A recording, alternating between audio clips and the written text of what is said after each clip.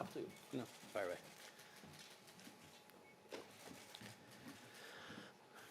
Good afternoon.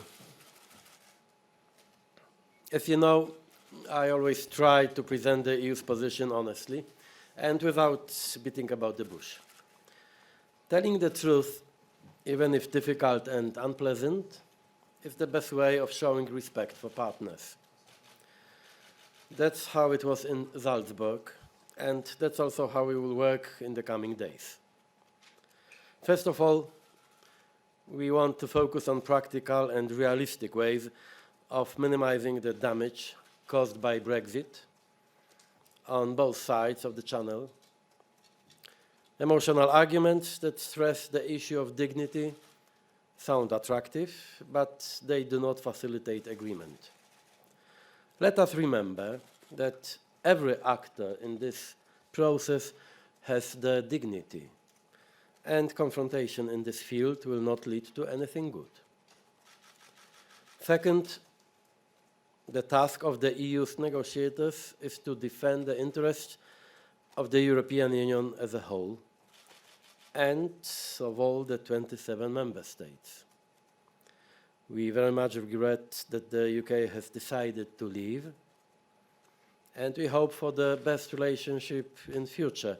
But no one can expect that, because of Brexit, the EU will give up its fundamental values and key interests. Let me make this clear.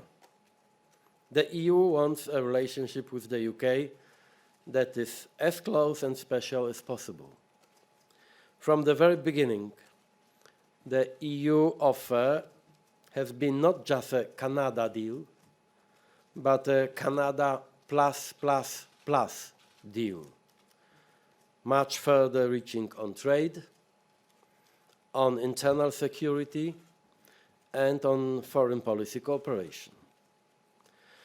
This is a true measure of respect. And this offer remains in place. The EU is serious about getting the best possible deal, even though we haven't changed our minds that the consequences of Brexit will be negative for both sides. Third, in respecting our partners, we expect the same in return. Comparing the European Union to the Soviet Union is as unwise as it is insulting. The Soviet Union was about prisons and gulags, borders and walls, violence against citizens and neighbors.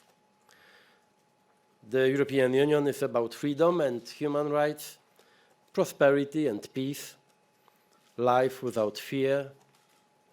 It is about democracy and pluralism, a continent without internal borders and walls. As the President of the European Council and someone who spent half of my life in the Soviet bloc, I know what I'm talking about. The Soviet spirit is still alive, as demonstrated by the attack in Salisbury. You will know best where to find this spirit, rather not in Brussels. And I am sure you will also remember who was the first to declare full solidarity with the UK at that critical moment. Unfortunately, that was not a unique incident. Today, the Dutch and UK governments informed about a cyber attack against the Organization of the Prohibition of Chemical Weapons in The Hague, which was carried out by Kremlin intelligence services. On behalf of the EU, I want to fully condemn this attack and express our complete solidarity with those affected. I will put the issue of cybersecurity on the agenda of the next European Council. Today, after my long discussion with my guest, the Taoiseach, I want to say that the EU is united behind Ireland and they need to preserve the Northern Ireland peace process.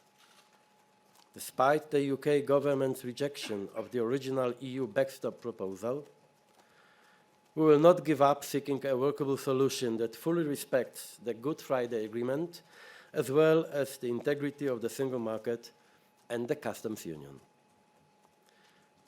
Unacceptable remarks that raise the temperature will achieve nothing except wasting more time.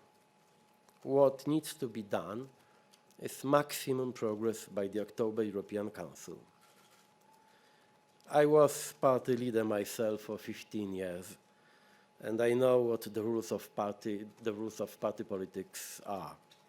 But now, once the Tory party conference is over, we should get down to business. Thank you. Thank you, Leo.